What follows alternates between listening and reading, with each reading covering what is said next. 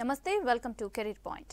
Neat ద్వారా MBBS seat ఇండియాలో రాదేమోనని దిగులు చెందుతున్నారా? డాక్టర్ కావాలనే దృఢ సంకల్పం మీలో ఉందా? ఎలాగైనా డాక్టర్ కావాలనే బలమైన కోరిక ఉన్న విద్యార్థులకు విదేశాల్లో మంచి ఉన్నతమైన నాణ్యమైన వైద్య విద్యను అందిస్తుంది కెనీ అబ్రాడ్ ఎడ్యుకేషన్ సంస్థ. ఈ సంస్థ 2014లో స్థాపించబడి ఇప్పటి వరకు 6 సంవత్సరాలుగా వందలాది మంది విద్యార్థుల్ని విదేశాలకు పంపి డాక్టర్లుగా తీర్చిదిద్దింది. 7వ సంవత్సరంలోకి అడుగుపెట్టింది. ఈ సంస్థ మేనేజింగ్ డైరెక్టర్ శ్రీ దొంతోజు కనకాచారి గారు లెక్చరర్గా, తర్వాత 15 సంవత్సరాలు ఇంటర్ కళాశాలకు ప్రిన్సిపల్గా పనిచేసి వేలాది మంది విద్యార్థులను ఆదర్శంగా తీర్చిదిద్ది చివరికి తన ఏకైక కుమారుని ఫిలిప్పీన్స్ క్యాపిటల్ సిటీ అయిన మనీలాలోని యూనివర్సిటీ ఆఫ్ పర్పెచువల్ కాలేజీలో మెడిసిన్ చదివించుకుని పూర్తి చేయించారు. వారితో పాటు Kenny abroad education Hyderabad branch manager Shrimati Saraswati Reddy garu కూడా మనతో పాటు ఉన్నారు. వారితో మాట్లాడే కంటే ముందు ఫిలిప్పీన్స్లోని పర్పెచువల్ కాలేజ్ ఏవి చూద్దాం.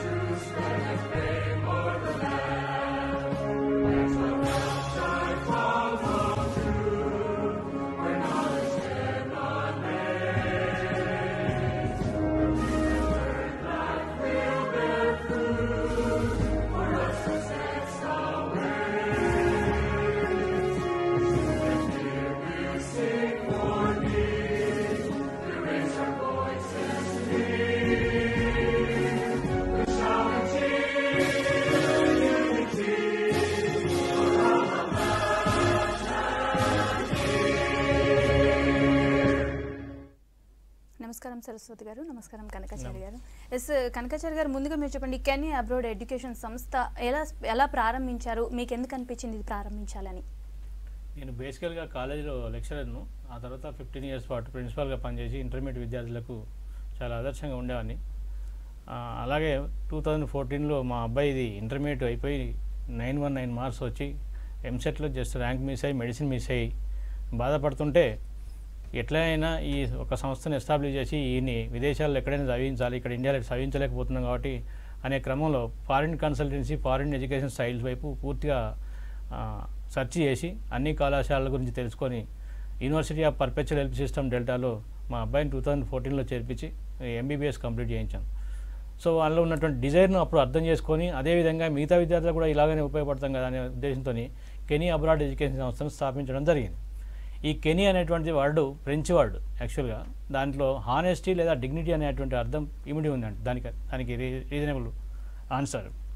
సో అట్లా స్టార్ట్ చేసి అప్పటి నుంచి ఇప్పటివరకు వేలాది మంది విద్యార్థులను ఫిలిప్పీన్స్లోని పర్పెచువల్ కాలేజీకి, ఎమిలియో, తర్వాత డవావో కాలేజీలకు పంపిస్తున్నాం. అట్లాగే Russia, Ukraine, Georgia, Kazakhstan, Kyrgyzstan లాంటి కంట్రీస్లో కూడా పిల్లలను పంపిస్తూ ఉన్నాం ఇప్పటివరకు. మీరు చెప్పండి సరస్వతి గారు, మీరు ఏ దేశాల్లో ఎంబీబీఎస్ అడ్మిషన్ చేస్తారు అండ్ ఆ దేశాల్లోని కాలేజెస్ నేమ్స్ ఏంటి? మన కెనీ నుండి Philippine, Ukraine, Georgia, Russia, Kazakhstan, Kyrgyzstan ఈ కంట్రీస్కి మనం పంపిస్తామండి పిల్లల్ని. ఫిలిప్పీన్లో వచ్చేసి సార్ చెప్పినట్టు పర్పెచువల్ డవావో ఎమిలియో ఈ కాలేజ్ పంపిస్తాము. ఉక్రెయిన్లో వచ్చేసి బోగోమెలెట్స్, వినిస్తా, ఇవానో ఈ 3 కాలేజెస్ చేస్తామండి. మళ్ళీ జార్జియాలో వచ్చేసి Batumi international university, Akaki university and Georgian national university ఈ 3 కాలేజెస్కి చేస్తామండి. కజకిస్తాన్లో వచ్చేసి కొక్షేతు యూనివర్సిటీకి చేస్తాం. రష్యాలో వచ్చేసి క్రిమియా ఫెడరల్ యూనివర్సిటీకి చేస్తామండి. మళ్ళీ కిర్గిస్తాన్కి వచ్చేసి Jalalabad university and Asian international యూనివర్సిటీకి చేస్తామండి, పంపిస్తాం పిల్లల్ని. ఓకే కనకాచారి గారు, మీరు చెప్పండి, విదేశాల్లో ఎడ్యుకేషన్ విధానం ఎలా ఉంటుంది? ఇప్పుడు ఇండియన్ ఎడ్యుకేషన్ సిస్టమ్తో పోలిస్తే విదేశీ విద్యాలయంలో ఒక్కొక్క కంట్రీకి ఒక్కొక్క ఎడ్యుకేషన్ సిస్టమ్ ఉంటుంది. సపోజ్ ఫిలిప్పీన్స్ తీసుకుంటే అక్కడ US education system. US education సిస్టంలో మనకు 10th తర్వాత డిగ్రీ 4 years డిగ్రీ అవార్డ్ అయిపోవాలి. ఇక్కడ ఇంటర్మీడియట్ అయిపోయిన పిల్లలు అక్కడ 1 year బీఎస్ కోర్సును చేస్తారు. ఆ బీఎస్ కోర్సులో 4 semesters ఉంటాయి. అంటే 1 year 2 months అట్లా అవుతుంది. దాదాపుగా 3 months ఒకసారి సెమిస్టర్. మధ్య మధ్యలో వచ్చేటువంటి బ్రేక్స్ కలుపుకుంటే 1 year 2 months 3 months 4 months వరకు పోతుంది. యాక్చువల్గా 1.5 year అని చెప్తాం. 1 year కానీ 1.5 year లోపల 8 బీఎస్ అయిపోతుంది. రిమైనింగ్ 4 years వచ్చేసి ఫిలిప్పీన్స్లో first 2 years complete theory, 3rd year వరకు 3rd 4th year కంప్లీట్గా ప్రాక్టికల్స్. అంటే 4th year ఇంటర్న్షిప్కు ఇండియాలో వ్యాలిడ్ అవుతుంది అన్నట్టు. అంటే ఇంటర్న్షిప్తో కలిపితే 5.5 yearsలో ఫిలిప్పీన్స్లో ఆ కోర్స్ కంప్లీట్ అవుతుంది. తర్వాత రష్యాకి వస్తే 6 years, ఉక్రెయిన్ కానీ రష్యా కానీ జార్జియా కానీ కంప్లీట్గా 6 years. అదే కజకిస్తాన్లోని కాక్స్తో కాలేజీ ఇంకా ఏ కాలేజీ అయినా కూడా 5 years ఉన్నాయి, 6 years ఉన్నాయి. ఈ కాక్స్తో కాలేజీ 5 years మాత్రమే కంప్లీట్ అవుతుంది. విదేశీ విద్యా విధానానికి ఇండియన్ విద్యా విధానానికి తేడా ఏముండదు. సబ్జెక్ట్ పరంగా ఎవరైనా ఎక్స్పర్ట్ అయితే క్లినికల్ ఎక్స్పోజర్ ఎక్కువ ఏ కంట్రీలో ఉంటుందో ఆ స్టూడెంట్ బాగా నాలెడ్జ్ గెయిన్ అవుతాడు.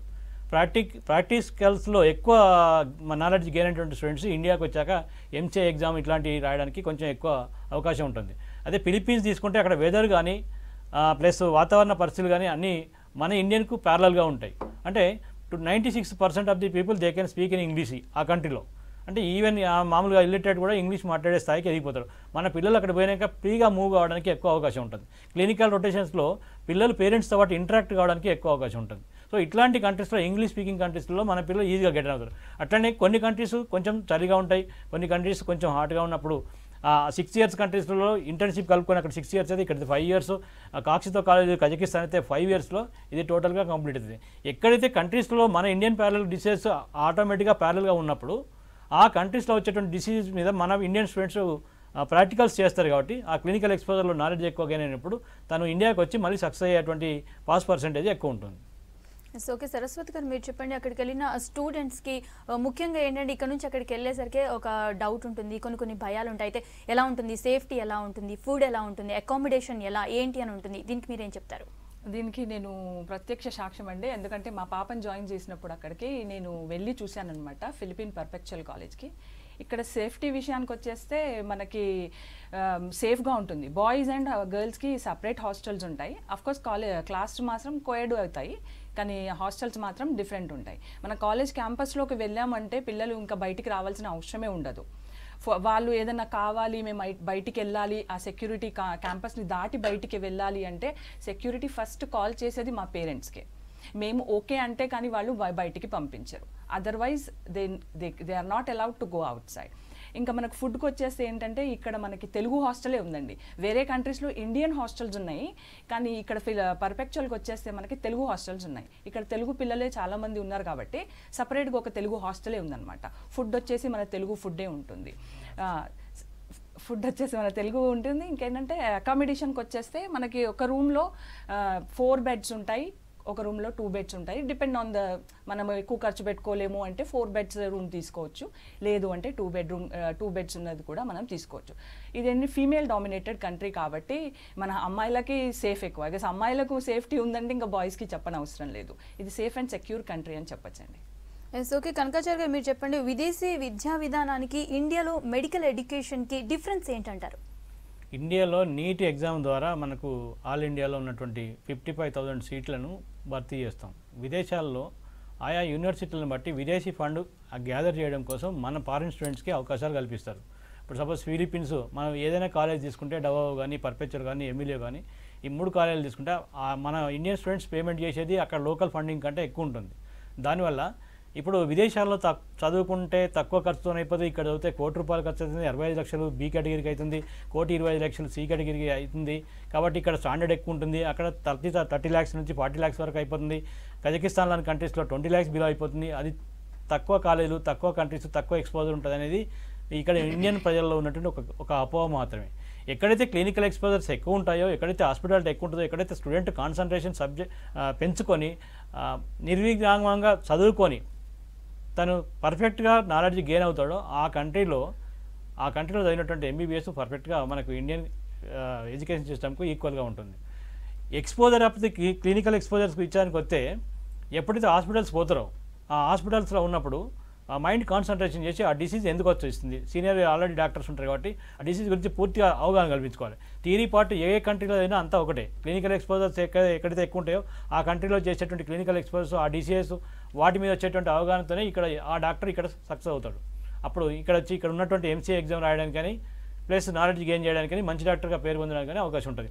అంతేగాని ఇక్కడ ₹1,00,00,000 పెడితే ఎక్కువ స్టాండర్డ్ ఉంటుంది, అక్కడ 30 లక్షలు అయిపోతుందంటే తక్కువ స్టాండర్డ్ ఉంటుంది అనేది అది కేవలం ప్రజలు ఊహించుకోవడం అపోహలు తప్పితే అక్కడ ఏం లేదు. మనతో పోలిస్తే ఫిలిప్పీన్స్ చాలా అడ్వాన్స్ కంట్రీ. మనది 15,000 అయితే అక్కడ ₹10,000, మనకన్నా 1.5 ముందు ఉన్నారు. అదే కజకిస్తాన్ తీసుకున్నట్టయితే మనకంటే కొంచెం వెనుకబడి ఉన్నారు. మనం ఇచ్చేటువంటి ₹2.5 లక్షల ఎవరీ ఇయర్ ఫీజు అది కాస్త వాళ్ళకి 10 లక్షల దాకా పోతుంది. అంటే వాళ్ళ మనీ వాల్యూ తక్కువ ఉంది, మన మనీ వాల్యూ ఎక్కువ, అది కొద్దిగా వెనుకబడ్డది. ఇది మధ్యతరగతి వర్గాలకు ఇది బెస్ట్ కంట్రీ, బెస్ట్ కాలేజీ. ఎక్కువగా ఇంకా ఎక్స్పోజర్ ఎక్కువ, ఇంకా అమౌంట్ ఎక్కువ పేమెంట్ చేసేటువంటి వాళ్ళకు జార్జియా అటువంటి కాలేజ్. అంతేగాని ఎడ్యుకేషన్ విషయంలో, థియరీ పార్ట్ విషయంలో ఎక్కడ కూడా తేడా రాదు. ఎక్కడైనా కొంచెం తేడా వస్తే క్లినికల్ రొటేషన్స్, ఎక్కువ క్యాడవర్స్ ఉన్నటువంటి హాస్పిటల్స్, ఎక్స్పోజర్స్ ఉన్నటువంటి కళాశాలలో బాగా నాలెడ్జ్ గెయిన్ చేయడానికి విద్యార్థులకు అవకాశం ఉంటుంది. Okay, right. ఇప్పుడు ఒక ఏవి చూద్దాం.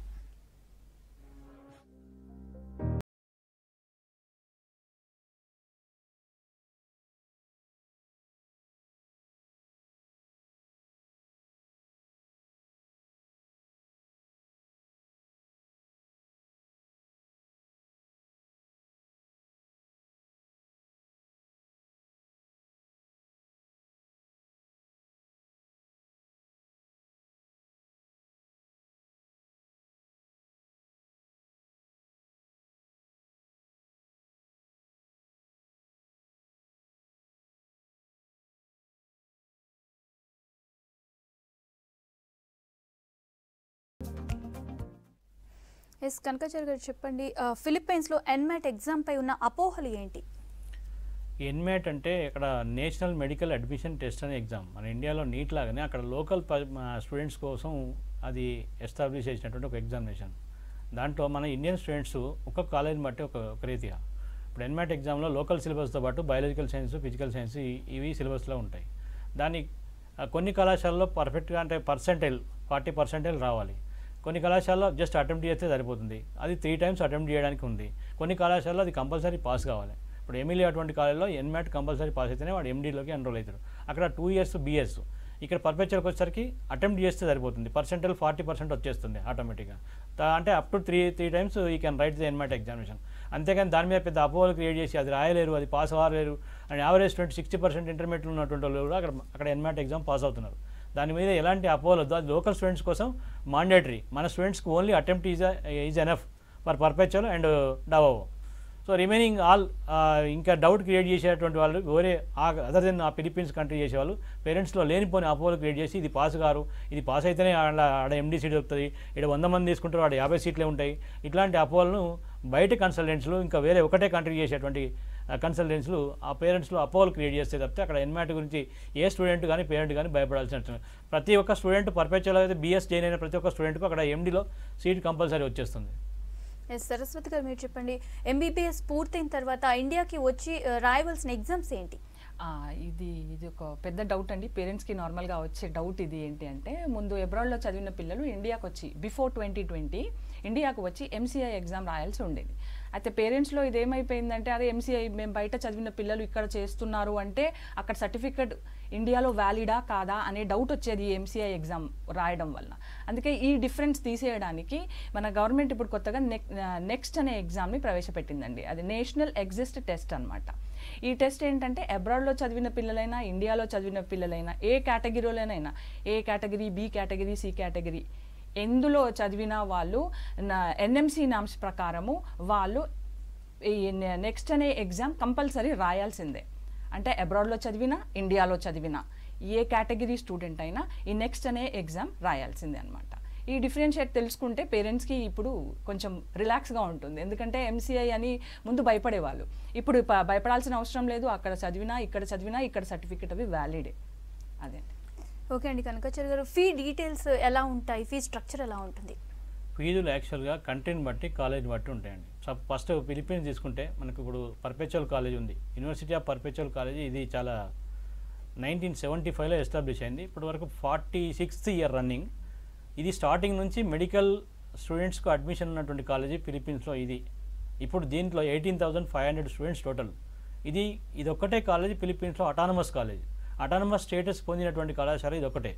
దీనికి క్లినికల్ ఎక్స్పోజర్ కూడా ఫిలిప్పీన్స్ గవర్నమెంట్ హాస్పిటల్స్కు అటాచ్డ్గా ఉన్నాయి.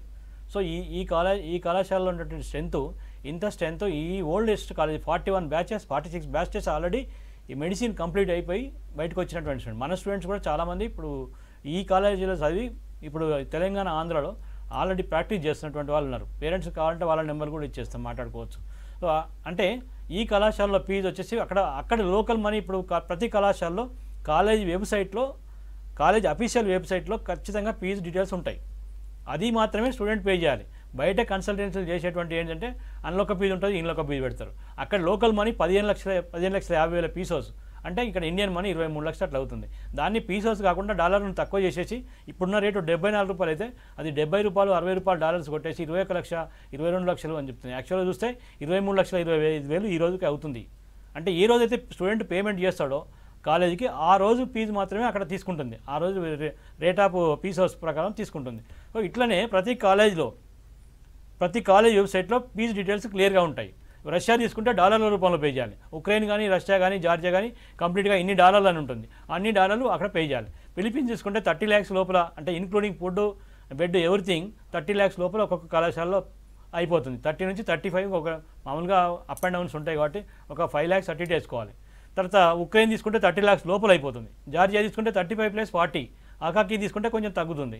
అంటే ప్రతి కంట్రీలో కొన్ని లోయెస్ట్ బడ్జెట్ కాలేజెస్, ప్రతి కంట్రీలో కొన్ని హైయెస్ట్ బడ్జెట్ కాలేజీలు ఉన్నాయి. అట్లనే కజకిస్తాన్ కిర్గిజిస్తాన్ పోయేటువంటి వాళ్ళకి నేను చెప్పేది ఏంటంటే మధ్యతరగతి వాళ్ళకు అనుకూలమైనటువంటి కాలేజీ కాక్సితో కాలేజీ.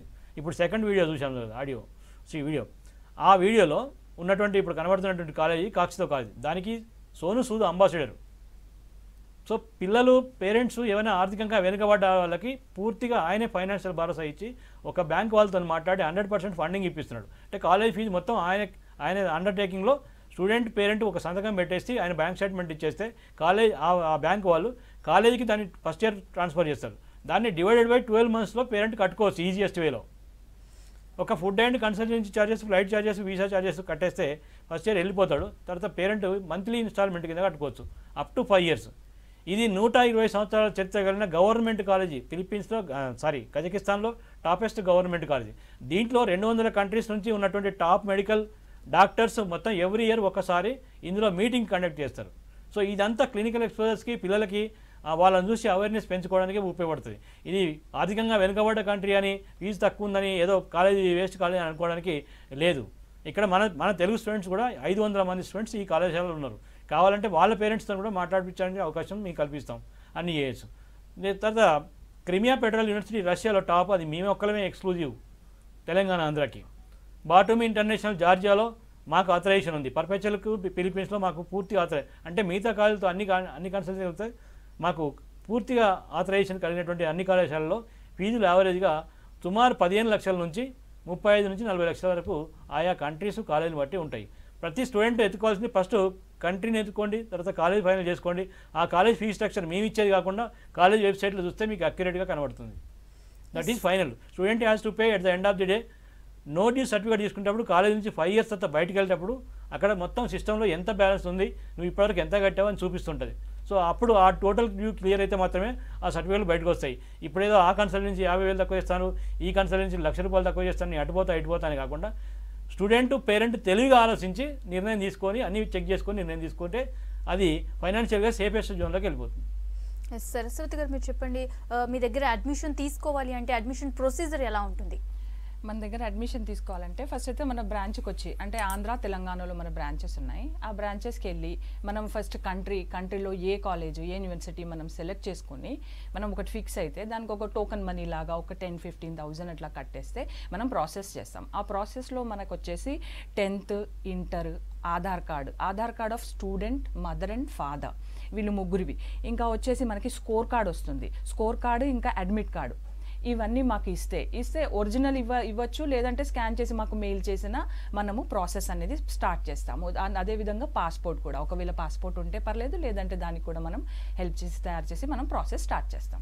సరస్వతి గారు బ్రాంచెస్ ఉన్నాయి అన్నారు కదా, మీ బ్రాంచెస్ ఎక్కడెక్కడ ఉన్నాయి? ఎస్, మన బ్రాంచెస్ వచ్చేసి మన ఆంధ్ర తెలంగాణలో రెండిట్లో ఉన్నాయండి. మన తెలంగాణలో వచ్చేసి హన్మకొండ, సూర్యాపేట్, ఖమ్మం అండ్ సిద్దిపేటలో ఉన్నాయి. ఆంధ్రాలో వచ్చేసి విజయవాడ, రాజమండ్రి, అనంతపూర్, శ్రీకాకుళంలో ఉన్నాయండి 8 బ్రాంచెస్. ఓకే కనకాచారి గారు, విదేశాల్లో క్లినికల్ రొటేషన్స్ ఎలా ఉంటాయి? ఫస్ట్ 2 years కంప్లీట్గా థియరీ పార్ట్ అయిపోయాక ఫిలిప్పీన్స్లో 3rd 4th year complete clinical రొటేషన్సే ఉంటాయి. ఒక వార్డులో 41 days ఉంటాడు ఒక స్టూడెంట్. సీనియర్ డాక్టర్ సూపర్వైజన్లో ఆ వార్డులో 41 days ఉంటాడు. అట్లనే కంటిన్యూస్గా ఈ 2 years కాలంలో అన్ని వార్డులకి తిరిగేసి ఆ డాక్టర్ సర్టిఫై చేశాక అతనికి క్లినికల్ రొటేషన్లో క్లియరెన్స్ సర్టిఫికేట్ వస్తుంది. సో ఈ క్రమంలో 8x1 అంటే ఒక స్టూడెంట్కి 8 మంది స్టూడెంట్స్కి ఒక కెడావర్ ఇస్తారు, అంటే డెడ్ బాడీ. ఆ డెడ్ బాడీ మీద పూర్తి పరిశోధన చేసి క్లినికల్ రొటేషన్లో ఎక్కువ అవగాహన కల్పించి ఆ బాడీ మీద పూర్తిగా పరిశోధన చేయించి అన్ని విషయాలు క్లియర్గా బోధించి వాళ్ళని బయటకు తీస్తారు. అట్లనే ప్రాక్టికల్స్ మనకు 3rd year స్టార్ట్ అయినప్పుడు ఎక్కడైతే ఇప్పుడు అనాటమీ ఉంది, అనాటమీ సబ్జెక్ట్ మీద ప్రాక్టికల్ చేయాలి, ఫిజియాలజీ మీద ప్రాక్టికల్ చేయాలన్నప్పుడు ఆ ల్యాబ్లోకి తీసుకుపోయి ఫస్ట్ థియరీ పార్ట్ మళ్ళీ బ్రీఫ్గా ఎక్స్ప్లెయిన్ చేసి మళ్ళీ ఆ వార్డులోకి తీసుకొచ్చేసి మళ్ళీ ఆ వార్డులో క్లినికల్స్ చేసేస్తుంటారు. ఎక్కువ క్లినికల్ ఎక్స్పోజర్ ఎక్కడైతే కంట్రీస్లో ఉంటుందో ఆ స్టూడెంట్ బాగా నాలెడ్జ్ గెయిన్ అయినప్పుడు ఎంసీఏ కానీ ఈ నెక్స్ట్ ఎగ్జామ్ కానీ మేడం చెప్పినట్టు క్లియర్ చేసుకోవడానికి ఎక్కువ అవకాశం ఉంటుంది. సో బయట క్లినికల్స్ ఎక్కువ రొటేషన్స్ ఎక్కువ ఎక్కడైతే ఉంటాయో అదే యాజ్ వెల్ యాజ్ ఇండియా కంటే బెటర్గా ఉన్నాయా తక్కువ ఉన్నాయా, అంటే హాస్పిటల్స్ ఉన్నదా లేదా, దానికి అటాచ్డ్ హాస్పిటల్స్ ఉన్నాయా లేవా చెక్ చేసుకోవాల్సిన అవసరం పేరెంట్స్కు స్టూడెంట్స్కు ఉంది. అట్లా హాస్పిటల్స్ బాగా ఉన్నప్పుడు నాలెడ్జ్ బాగా రావడానికి ఎక్కువ అవకాశాలు ఉంటాయి. ఓకే సరస్వతి గారు, మీరు చెప్పండి, ఇప్పుడు ఒక స్టూడెంట్ అక్కడికి వెళ్ళాలంటే కొంతవరకు అయితే మనీ అవసరం ఉంటుంది, ఇక్కడ పేరెంట్స్ కొంత అరేంజ్ చేస్తారు, వాళ్ళు కూడా అక్కడ రకరకాలుగా ఇప్పుడు స్కాలర్షిప్ ఎలా ఉంటుంది, లోన్ కంపల్సరీ పెట్టుకోవాల్సి ఉంటుంది, ఆ డీటెయిల్స్ గురించి చెప్పండి. లోన్ విషయానికి వచ్చేస్తే మనం ఇక్కడ ఎడ్యుకేషన్ లోన్ తీసుకోవచ్చు, కానీ ఇక్కడ ఏంటంటే మనకి 2nd year నుంచి లోన్ వస్తుందండి. అదే మాకు లోన్ లేనిది మనకి కాదు అన్నప్పుడు కజకిస్తాన్లోకి వచ్చి కాక్షేతు యూనివర్సిటీలో వాళ్ళు మనకి 1st year నుంచే లోన్ ఫెసిలిటీ కల్పించారండి. ఇంకా స్కాలర్షిప్ విషయానికి వచ్చేస్తే మన తెలంగాణలో అయితే ఆ స్కాలర్షిప్ ఫెసిలిటీ లేదు. ఆంధ్రాకి వచ్చేసి బీసీ, ఎస్సీ, ఎస్టీ వాళ్ళ కార్పొరేషన్ వాళ్ళు అన్నీ చెక్ చేసి కాలేజ్ అడ్మిషన్ అయిన తర్వాత మొత్తం ప్రాసెస్ అనేది మొత్తం కంప్లీట్ అయిన తర్వాత వాళ్ళకి లోన్ ఫెసిలిటీ కలిగిస్తారండి, అది స్కాలర్షిప్ ఫెసిలిటీ కలిగిస్తారండి. దానికి ఏం ప్రాబ్లం. ఓకే కనకాచారి గారు, మీరు చెప్పండి, యాజ్ అ పేరెంట్గా మీరు ఇప్పుడు జాయిన్ అయ్యే స్టూడెంట్స్కి కానీ ఇప్పుడు వచ్చే విద్యార్థులకి మీరు ఎలాంటి సలహాలు సూచనలు ఇస్తారు? పేరెంట్ స్టూడెంట్ కంప్లీట్గా ఫ్యామిలీ మొత్తం కూర్చొని ఆ స్టూడెంట్ యొక్క డిజైర్ని ఫస్ట్ తెలుసుకోవాలి. పేరెంట్స్ తను చదవాలని అతనికి ఇంట్రెస్ట్ ఉందా, మనమే వాళ్ళకి ఇంట్రెస్ట్ కల్పిస్తున్నాం. ఫ్యామిలీ పరంగా డిస్కస్ చేసి ఒక కన్సల్టెన్సీ ఎన్నుకొని ఆ కన్సల్టెన్సీ దగ్గరికి పోతే వాళ్ళకు పేరెంట్కు మా దగ్గర అయితే కంపల్సరీ కౌన్సిలింగ్ చేస్తాం. స్టూడెంట్ని ఫస్ట్ తీసుకుంటాం, నీకు అంటే ఆయనలో డిజైర్ ఉందా లేదా, ఫైరింగ్ అంటే డాక్టర్ కావాలనే తపన ఉందా లేదా చూస్తాం, అబ్జర్వ్ చేస్తాం. తపన లేకపోతే ఆయన మోటివేషన్ చేసి కంపల్సరీ నువ్వు డాక్టర్ కావాలంటే ఈ పద్ధతుల్లో ఇలా నీకు 24 hours కష్టపడాలి, ఇన్ని సంవత్సరాలు కష్టపడాలి విగరస్గా అని చెప్పేస్తాం. అలా కష్టపడడానికి సిద్ధంగా ఉన్నప్పుడు మన నెక్స్ట్ పేరెంట్స్ని పిలిచి అబ్బాయి ఓకే ఈ అబ్బాయికి ఇంత పర్సెంట్ ఉంది, ఇంత పర్సెంట్కి ఇట్లా కావాలి అని ప్రాపర్గా గైడ్ చేస్తాం. అబ్బాయి లేకుండా పేరెంటే 10 కన్సల్టెంట్ తిరగడం వల్ల ఉపయోగం ఉండదు. పేరెంట్ మోటివేట్ అవుతాడు, తన బడ్జెట్ తన ఫైనాన్షియల్ సోర్స్ చూసుకుంటాడు తప్పితే అక్కడ స్టూడెంట్కు నచ్చిందా ఆ కాలేజీ నచ్చలేదా అనేది పేరెంట్కి తెలియదు. స్టూడెంట్తో పాటు పేరెంట్ కన్సల్టెంట్ని సంప్రదించినప్పుడు అక్కడ ఉన్నటువంటి కాలేజీ వాతావరణం వివరాలు మొత్తం క్లియర్గా ఎక్స్ప్లెయిన్ చేస్తారు. మేము ఏం చేస్తాం, 5 కంట్రీస్ చేస్తాం కాబట్టి 5 కంట్రీస్లో ఉన్నటువంటి ప్లస్ పాయింట్లు మైనస్ పాయింట్లు చెప్తాం. ఒక కన్సల్టెన్సీ ఒకటే కంట్రీకి ఒకటే కాలేజీ చేసేటువంటి వాళ్ళు దాని మీదనే ఈ కాలేజీ మించిన కాలేజీ ఈ ప్రపంచంలో లేదన్నట్టు చెప్పగలుగుతారు వాళ్ళు. సో అక్కడ పేరెంట్ బెండ్ అయ్యేటువంటి అవకాశాలు ఉన్నాయి. అట్లా కాదు, అన్ని కంట్రీస్లు అన్ని కాలేజీల గురించి పూర్తిగా అవగాహన వచ్చినాక స్టూడెంట్కు చాయిస్ వదిలిపెట్టాలి, ఒక 2 days గ్యాప్ ఇవ్వాలి. నువ్వు సార్ చెప్పింది ఎంతవరకు కరెక్ట్, కౌన్సిలింగ్లో కన్సల్టెంట్ సార్ చెప్పింది ఎంతవరకు కరెక్ట్ నువ్వు చెక్ చేయి. ఫస్ట్ చెక్ చేసుకో, వెబ్సైట్లు గూగుల్లో మొత్తం చెక్ చేసుకొని నీకు నువ్వు డిసైడ్గా మాతోటి ఓన్లీ పేరెంట్గా యాజ్ ఏ పేరెంట్గా నీకు ఫైనాన్షియల్ సపోర్ట్ చేస్తాం. ఇంకా కావాలంటే నీ ఉన్నత స్థానానికి ఎదగడానికి మేము అవకాశాలు కల్పిస్తాం తప్పితే మా ఓన్ నిర్ణయాల మీద నువ్వు చదువుకోవద్దు. ఎందుకంటే పేరెంట్ ప్రెషర్ మీద స్టూడెంట్ ఆడిపోయినప్పుడు మా నాన్న పంపిస్తే వచ్చాను నాకు ఇంట్రెస్ట్ లేదు చేతులు ఎత్తేస్తాడు. ఒక సెమిస్టర్ ఎందుకు ఫెయిల్ అయినా, ఒక సెమిస్టర్లో స్టూడెంట్ ఎప్పుడైనా ఫెయిల్ అయితే 2nd semester పోవడానికి ఆప్షన్స్ ఉండవు. 2nd semester పోకపోతే 6 నెలలు అక్కడ వేస్ట్ అయిపోతుంది. అటువంటి పరిస్థితుల్లో స్టూడెంట్ ఎస్కేప్ అవుతాడు. మా నాన్న ఈ కంట్రీకి వద్దంటే నేను ఆ కంట్రీకి పోతుంటే ఈ కంట్రీ పంపించాడు, మా నాన్న దోస్తు ఆ కన్సల్టెంట్, మా నాన్నకు ఇట్లా అంటే మన తప్పిదాలను ఆ స్టూడెంట్ యొక్క తప్పిదాలను పేరెంట్స్ మీద ఎత్తేస్తాడు. అట్లా కాదు, student has to choose the college and country, then he can bear 5 years or 6 years whatever it may be. So student interest లేకుండా పేరెంట్ చేస్తే ఇలాంటి పరిస్థితులు వచ్చేస్తాయి. నెక్స్ట్ ఆ సర్టిఫికేట్ రావడానికి 5 సంవత్సరాల బదులు 10 సంవత్సరాలు పడుతుంది. సెమిస్టర్ ఫెయిల్ అయితే 6 నెలలు వాళ్ళు పండుకోవాలి. మళ్ళీ ఈ సెమిస్టర్ పాస్ అయితే నెక్స్ట్ సెమిస్టర్ పోతాడు. ఎందుకు ఫెయిల్ అయినా ఈయన అడగలేడు, ఎందుకంటే ఈయన ఫోర్స్ వల్ల ఆ స్టూడెంట్ ఆ కాలేజీ పోయిండు. ఆయనకి ఇష్టం లేదు, యాక్చువల్గా ఆయనకు ఇంకో కాలేజీ పోవాలన్నది. ఎవరో చెప్పింది మా ఫ్రెండ్ నేను పంపిస్తున్నా అనేది కరెక్ట్ కాదు. స్టూడెంట్నే పూర్తిగా నిర్ణయం తీసుకోవడం. 17+ ఇంటర్మీడియట్ అయిపోయిందంటే 17+ 18 years he has to take the decision independently. ఇదే ప్రాపర్గా మనం యాజ్ ఏ పేరెంట్ పెద్దరికంగా మనం గైడ్ చేయాలి. ఫైనాన్షియల్గా బర్డన్ పడుతుందంటే బర్డన్ పడుతుంది బిడ్డ, నీ ఇష్టం, మరి ఇది పరిస్థితి అని చెప్పుకోవాలి, కన్విన్స్ చేసుకోవాలి, అన్ని సోర్స్ చేసుకోవాలి. అట్లయితేనే స్టూడెంట్ ఇంట్రెస్ట్ చేసి తప్పకుండా నేను ఇందులో జాయిన్ అవుతాను అనుకుంటే వాడు సక్సెస్ అవుతాడు. ఈ ఫోర్స్ వల్ల జాయిన్ అయినటువంటి 80% సక్సెస్ కాడు. అట్లాగే బయట కంట్రీస్లలో ఎక్కువ అవకాశాలు ఉంటాయి, ఫ్రీ బర్డ్ అయిపోతాడు స్టూడెంట్, పేరెంట్స్ మానిటరింగ్ ఉండదు, ఫ్రీ బర్డ్ అయిపోతాడు. ఫైనాన్షియల్గా 20,000 పంపడాలంటే 20,000 పంపిస్తారు వీళ్ళు. అంటే ఈ కొడుకు ఏ ఇబ్బంది ఉందో అని తెలియక నాకు $300 అంటే $300 పంపిస్తాడు, ఎంత రాగానే అన్ని అంటే ఈ రాత్రిపూట ఈయనకి ఇవ్వకపోతే ఎలాంటి ప్రాబ్లమ్స్ వస్తాయో, చాలా దూరంగా ఉన్నాడు కదా, తింటున్నాడో, బాధపడుతుండేమో అని పేరెంట్ సర్వరకాలుగా బాధపడి కష్టాలు పడి అప్పులు సప్పులు చేసి ఉన్నాయి కాస్త అమ్ముకోనైనా కూడా ఆ స్టూడెంట్ యొక్క డిజైర్స్ని ఫుల్ఫిల్ చేస్తాడు. మరి ఆడు తింటాడా, చదువుతాడా, లైబ్రరీకి పోతాడా, సినిమాకి పోతాడా, షికారు చేస్తాడా అనేది ఇక్కడ అబ్జర్వ్ చేయడానికి కూడా ఎక్కడున్నా కూడా ఎక్కడున్నా ఫోన్ చేస్తే నీ క్లాస్ రూమ్లో అంటాడు, లేదా చదువుకుంటున్నా అంటాడు. దానికి మానిటరింగ్ అట్లా అంటాడు. అంటే ఇంటర్నల్గా మనకున్నటువంటి హాస్టల్స్లో మన సూపర్వైజన్లో ఎప్పుడైనా నేను 3 months 4 months ఒకసారి ఫిలిప్పీన్స్కి వెళ్తాను. పర్పెచువల్ కాలేజ్లో 1 week 10 days ఉంటాను. పిల్లల్ని అబ్జర్వ్ చేస్తుంటా బాగా. అంటే మామూలుగా వాళ్ళు ట్రాక్ తప్పిన పిల్లలందరినీ పిలుచుకొని కౌన్సిలింగ్ చేస్తాను. మీ ఫాదర్ ఇలా కష్టపడుతున్నాడు, ఇంత రిస్క్ పడి నీకోసం డబ్బులు పంపిస్తున్నాడు, ఇట్లా తిరుగుతున్నావు, ఇది చేస్తున్నావు, అది చేస్తున్నావు చెప్పేస్తాను. ప్రతి కంట్రీలో ప్రతి కాలేజ్లో 10% నుంచి 20% స్క్రాప్ ఉంటారు. 100% అందరు చదువుతారు, ఫస్ట్ క్లాస్లో పాస్ అవుతారని నేను చెప్పను. నేను అబ్జర్వ్ చేసిన ప్రకారం 20-25% కంపల్సరీ స్క్రాప్ ఉంటారు. అంటే మిస్యూజ్ చేస్తుంటారు, టైంను పేరెంట్స్ను మిస్యూజ్ చేస్తుంటారు. పేరెంట్స్ కూడా ఎప్పటికప్పుడు మానిటరింగ్ చేసుకుంటూ ప్రాపర్గా కౌన్సిలింగ్ చేసుకుంటూ మాలాంటి వాళ్ళతో చెప్పించుకుంటూ ఇంకా కొంచెం ముందు తీసుకెళ్ళాలి. సక్సెస్ కావడానికి ఎక్కువ అవకాశాలు కల్పించాలి. ఓకే, థ్యాంక్ యూ కనకాచారి గారు, థ్యాంక్ యూ సరస్వతి గారు. ఇది ఇవాల్టి career point. Stay tune to V6 News.